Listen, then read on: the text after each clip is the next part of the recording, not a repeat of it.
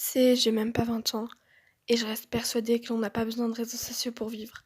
Je pense aussi qu'il faut s'interroger en quoi les réseaux sociaux t'ont aidé, t'ont apporté, en quoi cela t'a enlevé.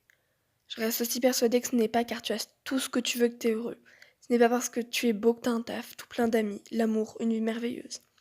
Ce n'est pas non plus parce que tu souris, rigoles, que tu possèdes une famille, que tu es en couple, que tu es ravi.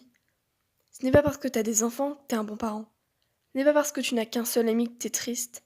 Je pense, aussi débile que cela puisse paraître, que le bonheur se puise à la source. Et la source, c'est toi. Cela dépend aussi de notre perception des choses, de qui nous sommes entourés. Avoir une famille, c'est pas forcément aimer et être aimé. Être habillé en marque, ça ne te rend pas plus beau et ça n'embellit pas ton âme. Être habillé sans marque, ça ne te rend pas plus moche et ça ne change rien.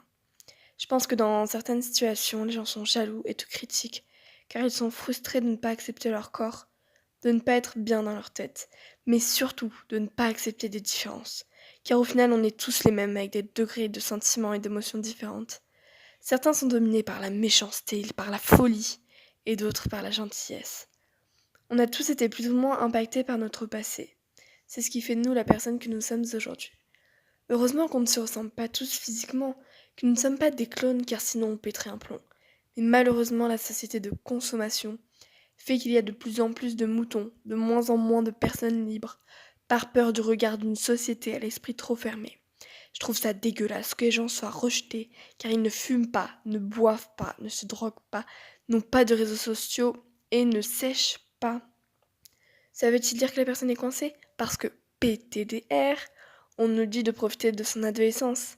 Mais profiter, c'est baiser, boire sans niquer le foie, fumer sans niquer les poumons, se droguer sans niquer les quelques neurones restants? Je crois pas. Pour certains, ouais, pour d'autres, non. Puis l'entre-deux dont je fais partie. Certes, la routine est mortelle. Mais les gros problèmes sont mortels et pas seulement psychologiquement. Pour moi, une personne sourde, aveugle, n'est pas handicapée. Car oui, ces personnes-là ne mènent pas une vie dite normale. Mais leur différence fait leur force. Et je trouve ça juste magique que des gens se battent. Pour eux, pour les autres, pour le monde. Je trouve ça inspirant de les écouter. Je pourrais encore écrire sur ces phrases venues en désordre dans mon esprit, mais qui parlent de la tolérance. Mais ce serait beaucoup trop long. Je ne vous dis pas de faire ceci, de ne pas faire cela.